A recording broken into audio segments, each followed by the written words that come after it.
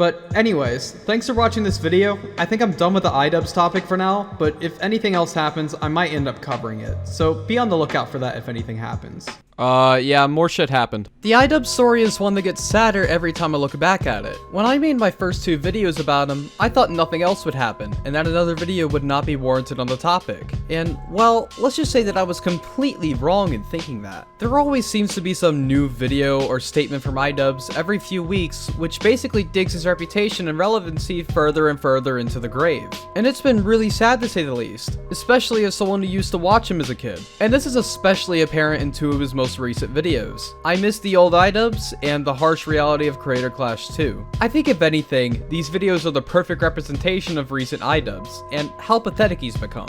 And the reasons why people have an issue with him nowadays become more justified, especially with these 2 videos, which is why I will be covering them today. But before we get into this video, blah blah blah, generic harassment disclaimer, don't attack or harass anyone mentioned, and watch the entire video before coming to any conclusions about it. Now to the video.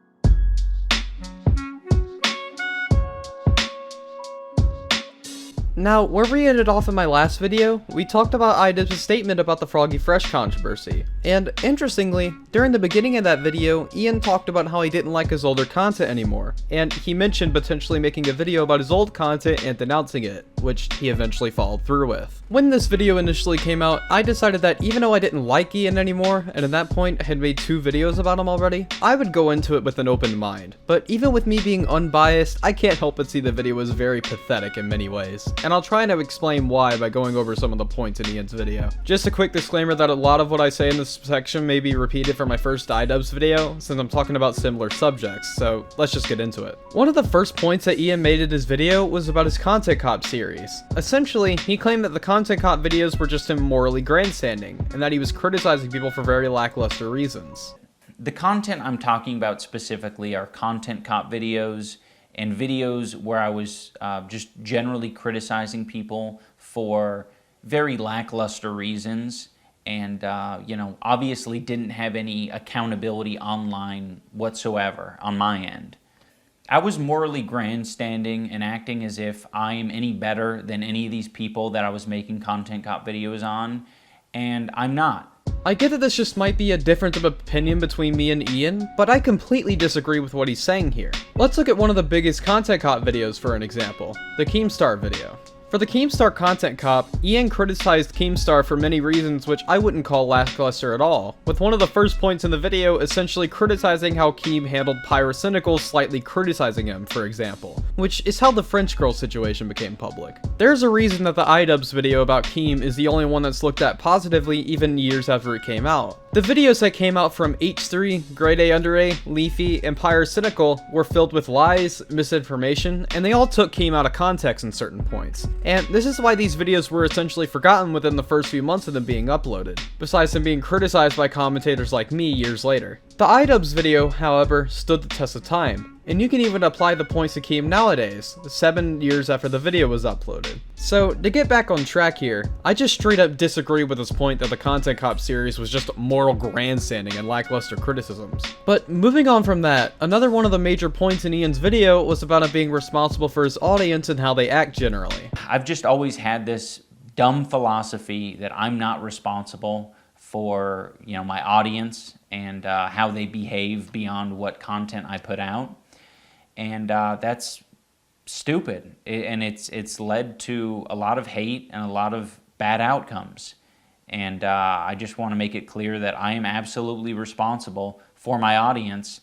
And you know, I guess if you want to, you know, look out for people who are red flags, it's definitely people who had my mentality that say, I'm not responsible for what my audience does. With this point, I can sympathize with Ian here. I watched his appearance on Anthony Padilla's channel while researching this video, where he talked about hating his fan interactions, and that he was the cause of his fan base being like that due to the content he made. I can completely understand him not liking his audience. However, him being solely responsible for his audience being like that doesn't hold up very well if I'm being honest. I'd say that it isn't Ian's fault that more edgy content tended to attract some pretty bad people. And even if it was his fault, I'd argue that Ian got too big to be able to control his audience and who watches him, if he was even able to do that in the first place. At his peak of growth, he almost had 8 million subscribers. I've seen people that had a smaller channel than him that weren't even able to control their audiences and who watches them. It's just an unrealistic expectation for Ian to be responsible for his entire audience. And to top this all off, anybody making commentary videos are bound to gain some people in their audience who will harass the targets of videos. It's an unfortunate side effect of criticizing anyone on the internet if you have a big audience, and I'd argue that you can't really control this stuff when it happens. The best thing you could do is have something like a harassment disclaimer, but again, if someone was going to harass the target of a video, they were going to do it whether you tell them to or not.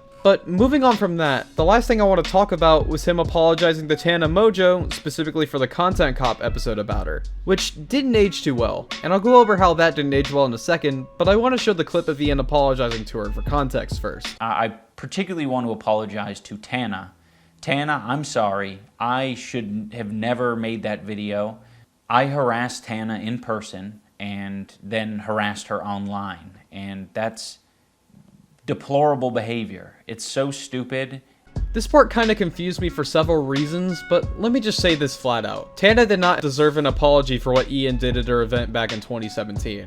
And to prove this, let's look at what Tana did specifically before the event happened that was directed towards iDubbbz, because she is by no means some innocent party throughout all of this. Tana was the one who started the drama between the two when she made tweets telling iDubbbz to kill himself because of his use of a certain word, which I won't mention here for monetization reasons. Yes, I am money hungry, leave me alone. She then said on a live stream, and I'm not joking when I say this, that if iDubbbz broke both of his legs and lost all of his subscribers, then she would be happy. And she continued to belittle iDubbbz from there, claiming that his use of a certain word earlier was bad no matter the context, while also saying something arguably offensive herself if you ignore the context. Please tell me where Tana didn't at least have a response from Ian coming. She was saying some pretty ridiculous things about Ian and how he was this terrible person all because he said some mean words online. Coupled with the fact that she said the word that she was mad about Ian in an actual derogatory context, let me ask again, when exactly did Tana not deserve what happened to her? And this iDubbbz apology gets even worse when we take a look at Tana's response, where she said that she deserved the content cop. So this apology is just meaningless. But that's pretty much all I have to say for this video. Sorry this was a long section, but I had a lot to say about these specific points alone. Moving on.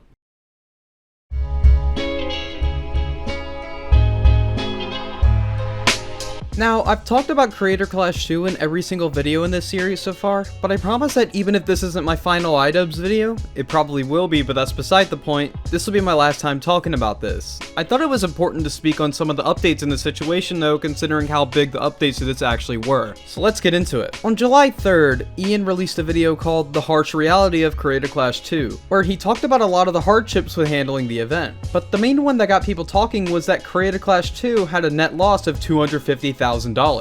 Not only that, but the event sold half of the pay-per-view events that the first one did, making this event a complete failure compared to the first one. There's been a lot of talk about this, including the Froggy Fresh controversy coming back in the conversation, as that's one of the supposed reasons why Creator Clash failed. But I don't think that was one of the reasons. Unrelated, but one of my friends decided to just call me Froggy Fresh for the past few months for whatever reason. I just thought that was funny. Back to the video. No offense to Froggy, but he hasn't been super relevant on YouTube since about 2016. I doubt that a huge amount of the tickets were there exclusively for him. I do think the controversy put a bad light on the event overall, as the entire reason for Froggy being removed from the event wasn't revealed until after it was over in the first place. But this wasn't nearly big enough to affect the entire event in the way that some would think. Now, what I think killed this event compared to the first Creator Clash are the people that Anissa and iDubbbz got to fight this time around. Let's look at some of the people that they got for the first Creator Clash. The Odd Ones Out, Matt Watson, Michael Reeves, Justa Minx. These four people all have big audiences and had enough of a pull to bring people to the event, due to their fan bases being curious of what they would do in a boxing ring.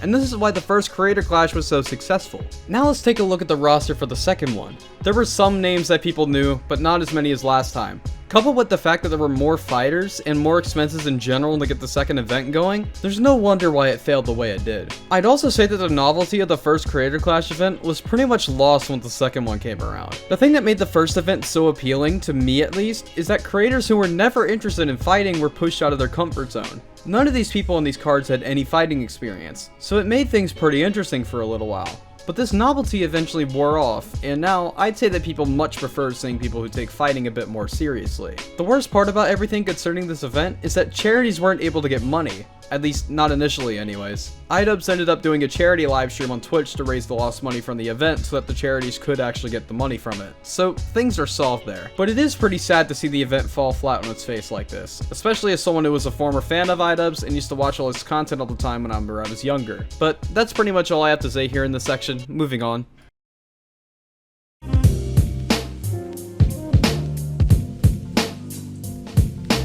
The story of iDubbbz is one that will continue to get worse over time, as Ian continues to alienate his fanbase and pushes away everyone who's been watching him for the past decade or so. It's a sad story, but an interesting one nonetheless. Over the past few months, he's been digging himself a bigger and bigger hole with every decision he makes, which has been chronicled by commentary YouTubers like myself. And I don't doubt that he'll continue to get criticized and ridiculed after this point, with some reasons being valid and some pretty stupid, but for now, I think I'm done with the topic. I've said everything I could possibly say about Ian without completely retreading the old points I've made, so I'll just leave it here. Thanks to everyone who waited for more videos. Sorry for taking a 2-month break, but I got massively burnt out after trying to make YouTube videos weekly, and I needed to reevaluate things for my channel. I'm back now though, and things should be returning to normal from here on out, so be on the lookout for newer videos. I also have a podcast with my friend Spinling and my second channel, both will be in the description of this video. I also have a join button if anyone wants to click that, and with that, I'll be taking my leave. I'll see you in the next video. Oh yeah, one last thing. #FLM.